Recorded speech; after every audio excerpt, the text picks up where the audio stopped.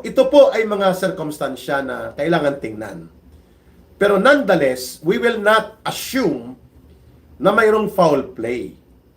Pero ang sirkumstansya ng biglang pagkamatay ni Yusek Cabral na isang sensitive, significant, and key person in as far as the aspects of the investigation tungkol sa paggamit ng mga insertions ng Kongreso, mga kinatay na budget, mga insertion ni Marcos na iniutos kay Saldico, ni insertion ni Sandro Marcos, ni Martin Romualdez, ang naging role ni Yusek Cabral sa buong proseso ng pagpapatupad ng sindikato na operations na ito. Ngayon, sa mga elemento ng krimen, nanonood naman dyan si General Daus, alam niya po ito na mayroong 3 major elements ang krimen para ma-execute mo ito. Number 1, motive. So may motibo ba na dapat ma-eliminate si Gutesa, ma-eliminate si Yusek Cabral, ma-eliminate si Saldico, ma-eliminate sila Yusek Bernardo? Yung mga key operators na ito. Motive is number 1. Alam na natin kung sinong may motibo para gawin ito. Number 2 is means. Kapasidad o kakayanan para isagawa ang motibo. At number 3, opportunity. So, a crime can happen when there are 3 elements present. Means, motive, opportunity. Ibig sabihin po, ang oportunidad na napunta si Yusek Cabral sa isang lugar na nakakapagduda, hindi niya natural ito na pinupuntahan at parang sinadya na doon siya mapunta sa isolated na lugar sa isang highway na pwedeng magkaroon ng aksidente at pwedeng magkaresulta ng kanyang pagkamatay ay nakakapagduda. That is an opportunity in the elements of a possible crime. At ang pangalawa, motive. Marami pong may motibo na patahimikin siya at eliminate siya.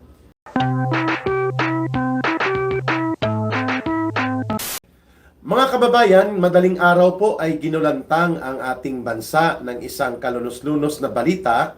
Kumpirmado pong patay na, nahulog daw sa gilid ng highway na may mga 20 to 30 meters drop, parang bangin, sa area po ng Tuba, Benguet. At nakita po ang bangkay o katawan na wala ng buhay ni isang controversial na figure na nasasangkot sa iskandalo ng malawakang pandarambong sa mga flood control projects at iba pang infra projects mula sa insertions at iba't ibang pandaraya sa budget. Ito po ang tinutukoy natin, si former Undersecretary ng DPWH, Catalina or Kath Cabral. Undersecretary ito dati sa panahon po ni Manny Bunuan, yung kulukoy na DPWH Secretary na naging sindikato din na ginamit nila Marcos at Romualdez, no? Mary Ann Gumapal, huwag po tayo maniwala dyan, no? Ka Eric. Kaya nga ipapaliwanag po natin. Kung mapapansin po ninyo, ang ating headline, si Sergeant Gutesa nawawala. Si Yusek Cabral wala na. Sino ang susunod? Si Saldico o si Diskaya? Mga kababayan, we are not doing a pre-conclusion. Hindi po natin ginagawan ng paunang konklusyon bagamat hindi pa kumpleto ang police investigation. But the initial circumstances of the death nitong isang controversial at napakahalagang personalidad, kung ang pag-uusapan ay ang pagdudugtong at pagtatagni-tagni at ang pagkakaroon ng malinaw na kaliwanagan anong nangyari sa mga flood control projects, anong ginawa sa infrastructure projects, magkano at iilan ang mga insertions, kani-kanino po napunta ang mga SOP. Walang iba po na isa sa mga mahahalagang personalidad kundi itong si former Undersecretary Catalina Cabral na kaninang umaga po, mga past 12 midnight, around 12:30 in the morning, December 19, ay nakumpirma po na bangkay na po siya nang makita ang kanyang katawan sa tabi ng Buwid River sa baba po ng highway ng Tuba, Benguet, mga kababayan. Ang unang tanong, anong ginagawa niya doon?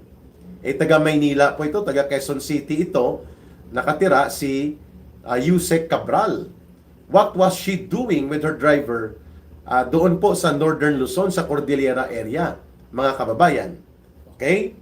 Siguro mahalagang tingnan natin ang mga pagdudugtong ng sirkumstansya. Okay?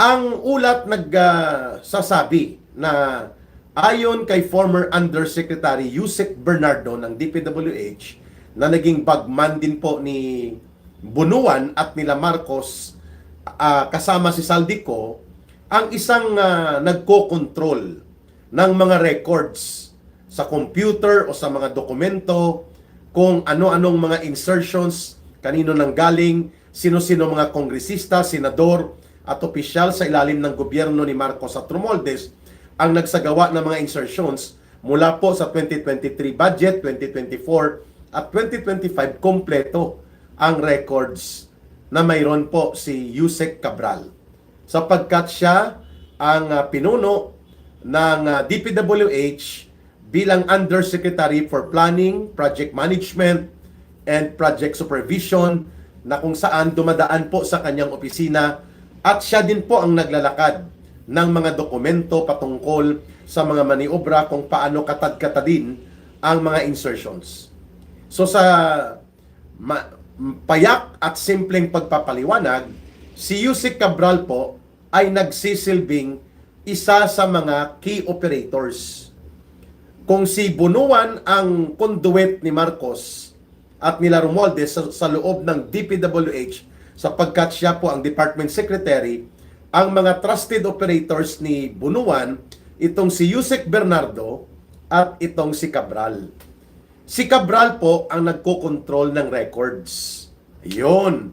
Kung baga, ang mga logbook, ang mga records, ang dokumento, sa 3 taon na budget na pinatupad nila Marcos, kung ang pag-uusapan po ay ang pangungulimbat sa pundo, gamit po ang mga infrastructure projects ng DPWH bilang lead agency, si Yusek Catalina Cabral po ang isa sa pinakaimportanteng susi at mahalagang personalidad na kayang magsiwalat o baka may isiniwalat na siya. Kasi bago po siya napunta sa Tuba Benguet, at yun nga po nagresulta na nakita na lang ang bangkay niya doon sa baba ng highway sa parang bangin, no? Drop, yung highway drop ng Tuba Benguet na mga 20 meters to 30 meters deep, parang ravine na pababa, lumalabas na parang nahulog, inihulog o nahulog ng hindi sinasadya o nagpatiwakal upang magpahulog ng sadya. Hindi pa po ito established. Kaya nga pupuntahan natin yan mamaya, mga kababayan.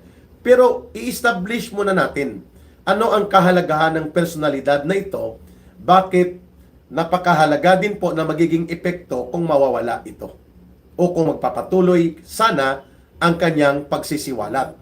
A day before po ng pangyayari sa Tuba Benguet ay nagsagawa pa po ng executive session si Yusek Catalina Cabral kasama ang ICI. Ito po yung sinasabi natin na pang-whitewash at pang-manipulate ni Marcos sa kanyang kasalanan nila ni Martin Romualdez, no? Na kunwari ay may independent investigative body na Independent Commission for Infrastructure, pero ang nagkukumpas sila Marcos pa rin. Ito yung parang panluloko niya na gusto niyang papaniwalain ang sarili niya na nakukumbinsi niya ng mga mamamayan na mayroong investigative body na independent, which is, paano maging independent yan? Araw-araw na ginawa ng Panginoon, nandyan po ang alter ego at tirador ni Marcos sa DPWH ngayon na si Vince Dizon. So hindi yan independent. Kaya nga absuelto kaagad si Sandro Marcos, absuelto kaagad si Martin Romualdez dyan, mga kababayan, sa ICI. No? Kaya a day before ang pangyayari dito sa Tuba Benguet na nagresulta nga daw ng aksidente na ikinasawi at natagpuan na lang na isa ng malamig na bangkay sa baba ng highway ng Tuba Benguet, itong si Yusek Cabral ay nagkaroon pa ng executive session dito po sa tinatawag nating ICI. Dahil walang transparent and open public forum, Hindi po alam ng taong bayan, hindi natin alam kung anong kanyang isiniwalat. May mga isiniwalat ba? May mga damning revelations ba? May mga seriously implicating ba na mga pahayag na ginawa si Yusek Cabral, no? Hindi pa natin ma-establish. Pero kung idudugtong natin ang mga pangyayari, isang araw matapos po ang kanyang pagharap sa ICI Executive Session, ay pumunta siya bigla sa La Union pero napunta na siya ng Tuba Benguet. Hindi natin alam anong gagawin niya sa La Union o bakit napunta sa Tuba Benguet. Cordillera area na po yan. At hindi may paliwanag ng driver niya ni Yusek Cabral anong nangyari. Kasi sabi niya may 1 hanggang 2 oras na gap. Alas 3 ng hapon daw ay nagpaiwan sa highway na may parang overlooking barrier dahil malalim, no, ang bangin sa gilid ng highway na ito. Upland area na to yung Tuba Benguet. I've been there sa lugar na ito, paakyat na po ito. At iniwan niya sa highway. Sabi ng driver, yung kanyang boss na si Yusek Cabral, and then nagpag-gas daw siya.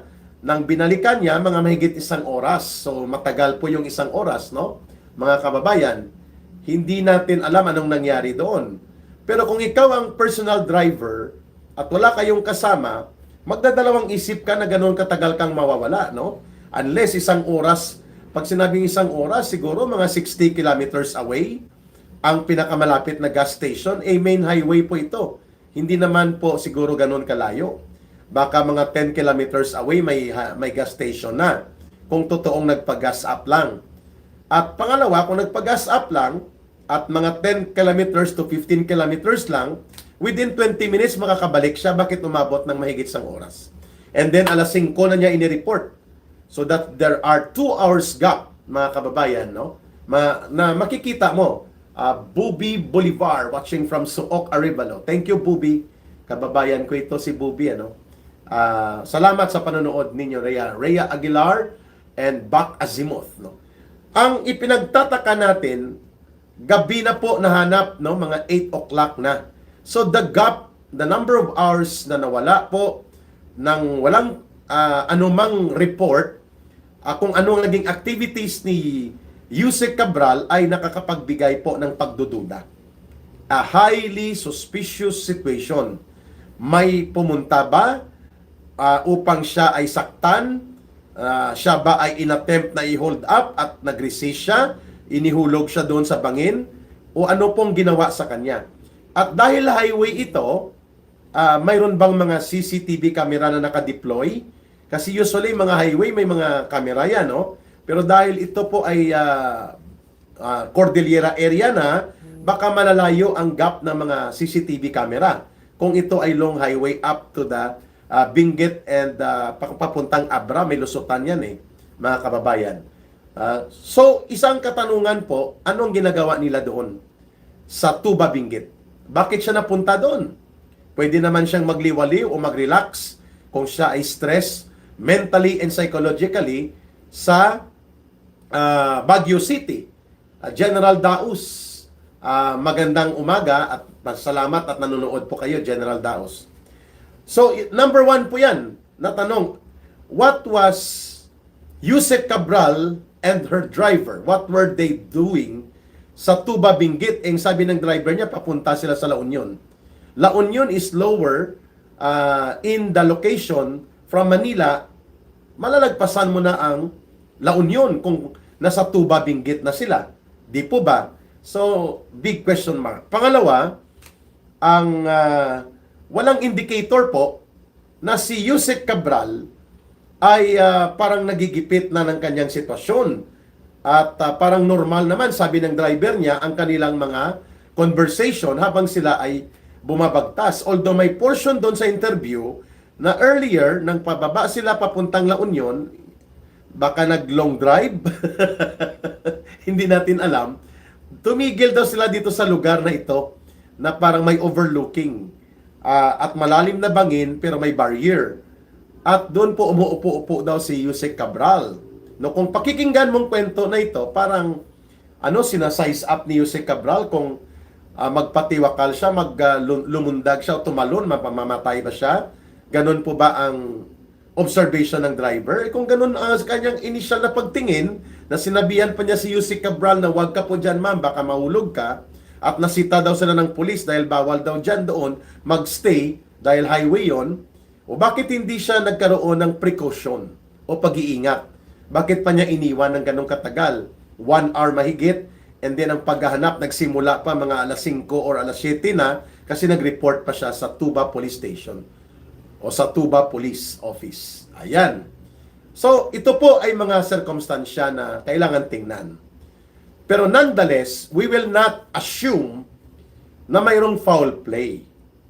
Pero ang circumstansya ng biglang pagkamatay ni Yusek Cabral na isang sensitive, significant, and key person in as far as the aspects of the investigation tungkol sa paggamit ng mga insertions ng Kongreso, mga kinatay na budget, mga insertion ni Marcos na iniutos kay Saldico, ni insertion ni Sandro Marcos, ni Martin Romualdez, at iba pang mga magnanakaw at kawatan at kurakot na mga kongresista at mga senador, at iba pang mga matataas na opisyal ng gobyerno ang binabanggit ng mga nakakakilala kay Yusek Cabral, including kay Ginong Saldico, na siya ay mayroong hawak ng control ng mga records at mga dokumento mula 2023 budget, 2024, and 2025 kung ano at sino po ang mga tumanggap, nagpalusot at gumamit ng insertions equivalent to pork barrel, paano ginawa ang ghost projects, magkano ang kinatay, sino-sino ang tumanggap, at kani-kanino nanggaling ang mga ibinigay na mga pinagnanakaw na pundong ito. No? Malinaw po ang ating nais ipakita dito. That there is a valid reason for the Filipino people right now to ask question.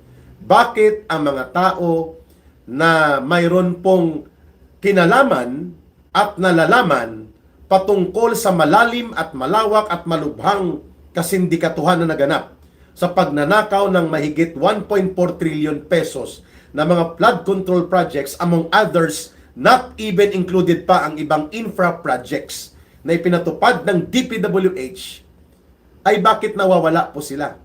Halimbawa, nawala na si Sergeant Gutesa, at ayon sa ulat ni former Congressman Mike Defensor na siyang unang dinugtungan po nito ni Sergeant Gutesa, narinig ko rin po ang audio recording ng pagtawag ng asawa niya kay Congressman Mike Defensor, asawa ni Sergeant Gutesa, na nasa safe house.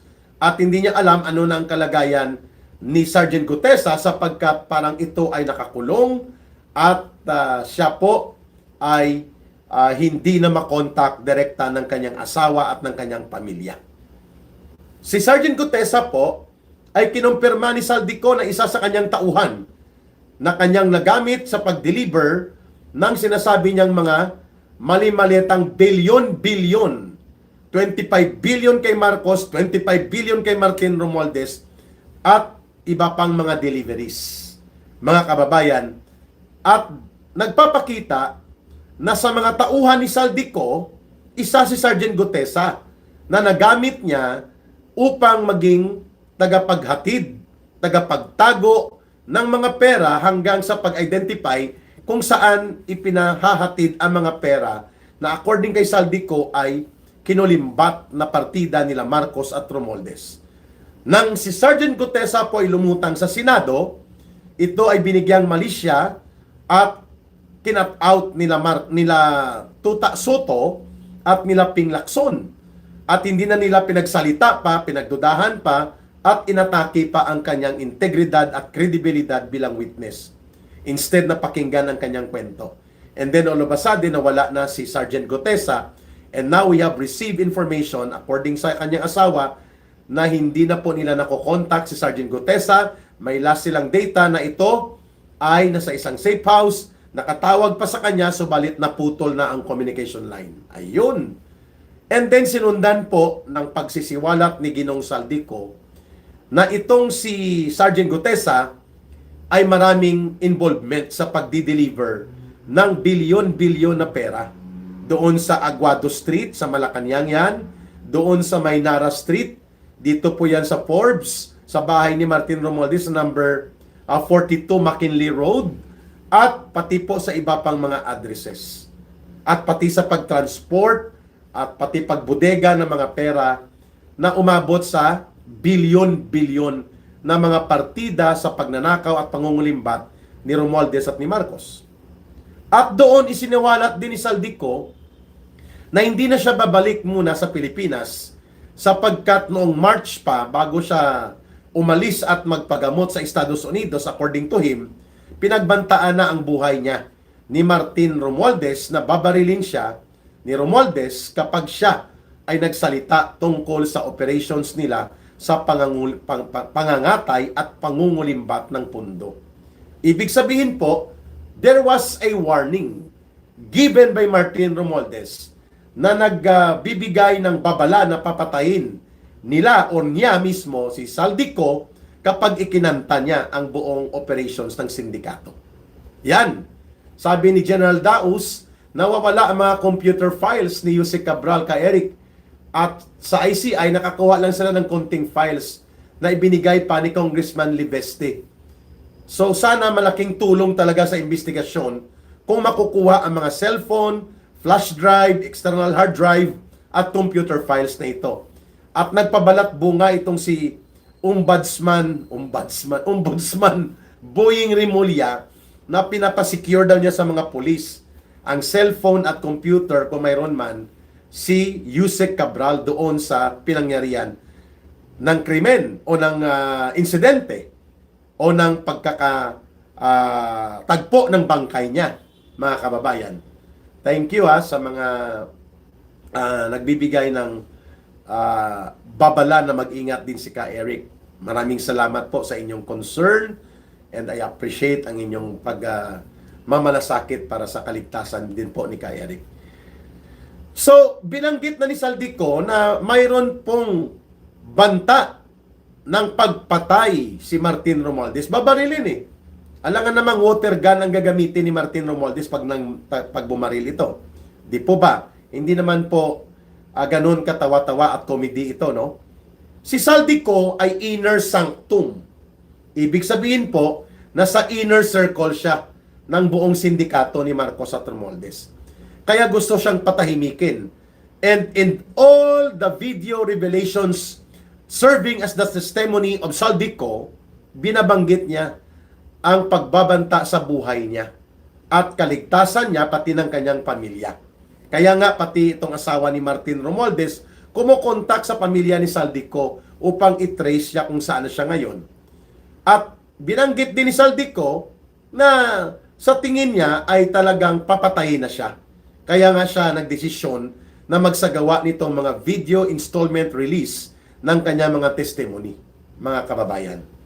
So si Saldico, binanggit niya rin once sa kanyang mga pagdidiscuss na itong si Yusek Bernardo at si Yusek Cabral ay nasa inner circle po ito ng sindikato na direkta pong nakikipag-usap sa kanila sila Romualdez at si Bunuan kung paano ilarga ang sindikato sa pagkatay at pagkubra ng mga pundo. Ibig sabihin po, kung si Engineer Alcantara was able to return 110 million pesos at itong regional director ng NCR-DPWH ng 40 million pesos, hindi po malayo na may katotohanan ang bilyon-bilyon na pondo ay talaga pong hinawakan nila Cabral at nila Yusek Bernardo upang ikamada. At isa sa mga tumatanggap po nito, si Saldico para idugtong papunta sa delivery kay Romualdez at kay Marcos. Na binabanggit ni Saldico, umabot lahat ito sa 56 billion pesos ang kanyang deliveries. In as far as he has the records na mayroon siyang mga record kung kailan, magkano at ilang maleta ang nailabas niya, mga kababayan. So, ang pattern ng pagkakabiglang pagkamatay ni Yusek Cabral at ang nawawalang si Sergeant Gutesa at ang pagsiwalat ni Saldico na siya ay papatayin Noong March pa may pagbabanta sa buhay niya at ngayon ni-reiterate niya ito, these are patterns of plausible criminal operations to assassinate, liquidate, and eliminate itong mga key personalities and operators involved in the internal deep operations of the criminal syndicate of plunder and corruption presided by Marcos and Romualdez as the mastermind. Hindi po malayong ito ay magkakadugtong at magkakaugnay. Without giving prejudice sa posibleng magaganap na investigasyon sa pagkakapatay o pagiging nadisgrasya o anumang insidente, how would you describe it regarding dito kay Yusek Cabral at itong pagkakawala o nawawalang si Sergeant Gutesa at mga pagbubunyag ni Saldico, the pattern is plausible. Ibig sabihin po, kapanipaniwala at mayroong bigat ng katotohanang tumutugma ang pattern na ito na mayroon ngang attempt na patahimikin, i-eliminate ang mga ebidensya, hindi lamang i-cover up. Bakit? Sapagkat kung walang records at walang files na magpapakita ng mga insertions, movement ng tinatawag na money trail, yung pangungutong ng pera at pag-deliver nito at ang tinatawag na criminal trails sa pagdudugtong ng buong operations, mahirap mo i-convict sa court in a case build up for criminal prosecution, madidismiss lang ultimately ang mga kaso.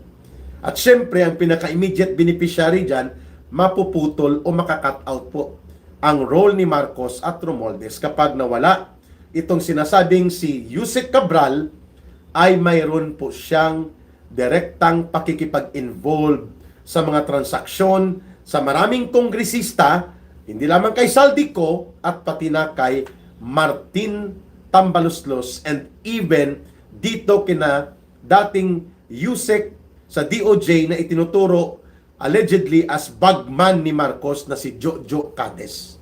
At itong pamangkin ni Bersamin, ni dating Executive Secretary Lucas Bersamin na si Adrian Bersamin.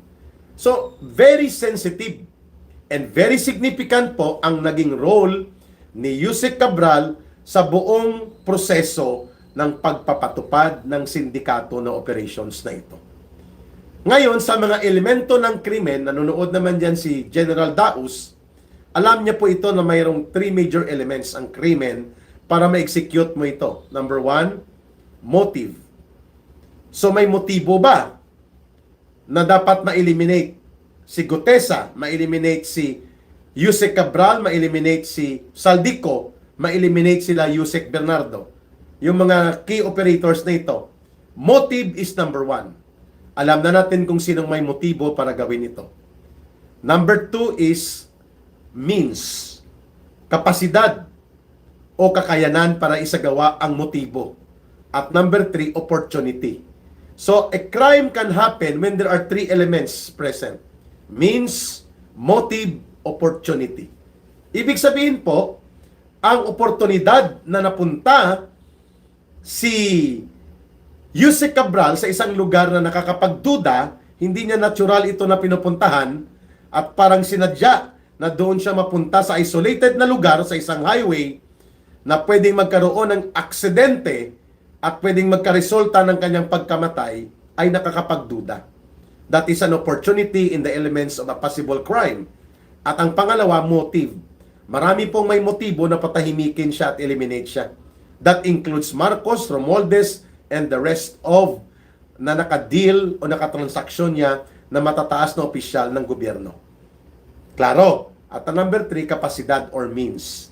Lahat ng ito, mga kababayan, ay nagkaroon ng pagkakataon na maipatupad kung ang nangyari kay Yusek Cabral ay isang krimen at hindi insidente.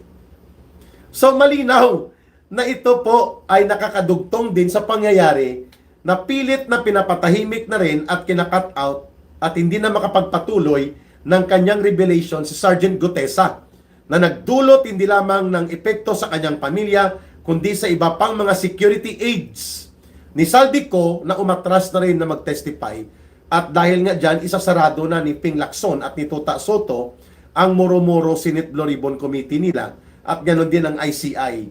Sapagkat ang objective talaga nila, idiin si Saldico at ang ibang mga alipores kagaya ni Bernardo, ni Jose Cabral, habang si Bunuan, si Romualdez, si Sandro Marcos, sila Bongbong Marcos ay hindi maisasama.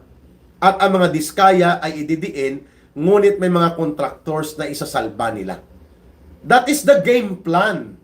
Ngayon, ang lahat ng ito, kaya po itong baliktarin at bigyan ng kaliwanagan ni Yusek Cabral kung siya'y buhay pa.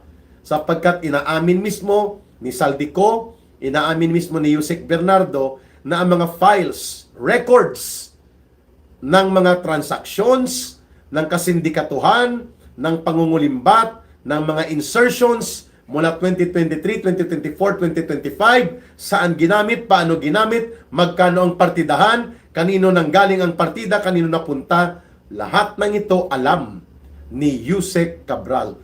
That is the value of why Yusek Cabral's physical elimination o yung pagkawala niya is a big chunk na pwede pong matanggal ang tinatawag na interconnections of the criminal trails.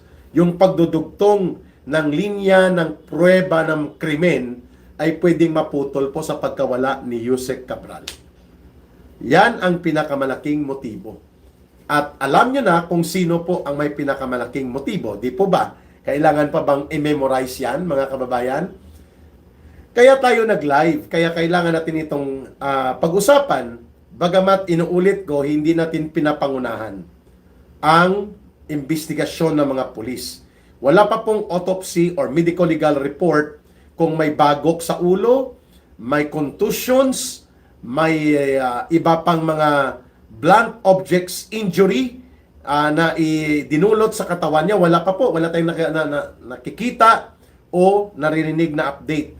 Matapos po ang almost 10 hours na nakita po ang bangkay ni Yusek Cabral doon po sa Tuba, Benguet, sa baba po ng highway.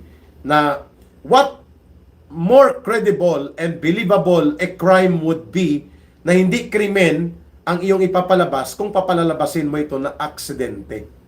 Siyempre, the story of the driver will not be contrasted and cannot be corroborated either sapagkat siya lang nagsasabi. Mayroon siyang sinasabi na nakikita niya na paupo-upo sa mataas na overlooking barrier na may 20 to 30 meters na lalim sa baba na bangin sa gilid ng highway. Prior to the incident, nakikita daw niya si Yusek Cabral na paupo-upo. Well, that's the story of the driver. Sabi ko nga, walang ibang pamamaraan. Kung gusto mong pagtakpan ang krimen, palabasin mo na aksidente ang pangyayari. And I am not talking na krimen ang nangyari kay Yusek Cabral, but it is understandable and mauunawaan natin kung ganito mag-isip ang taong bayan sapagkat Marcos and his government are no longer trustworthy. Hindi po kapanipaniwala ang sinungaling at batbat ng aligasyon sa pagnanakaw at mandarambong at puro katarantaduhan ang record ni Marcos. Eh sinasabi nga nito di ba inosente daw siya? Yun pala 4,000 mahigit na flood control projects ang pinarelease at pinapunduhan niya mula sa unprogrammed appropriations. At lahat ng unprogrammed appropriations, only the President can make a release or approval and funding of the project na chargeable to unprogrammed appropriation. Di ibig sabihin siya ang nagpatupad at nagpalabas ng pondo. Pero sabi niya wala siyang alam. Si Diskaya lang ang may alam niyan. Si Saldico lang may alam niyan. At yung mga taga DPWH, ako wala akong alam. Di po ba? Mga kababayan. Sinungaling din, sabi niya wala na tayong obligasyon sa ICC. Subalit wala pang isang taon ng kanyang mga bidabidahan at bumubulang bibig sa laway ng kasinungalingan, pinadukot niya sa ICC si Pangulong Duterte at ang ginamit niya ang Philippine National Police pa at ang AFP. Nakakahiya, nakataksilan at katarantaduhang pagtatraidor sa taong bayan yon.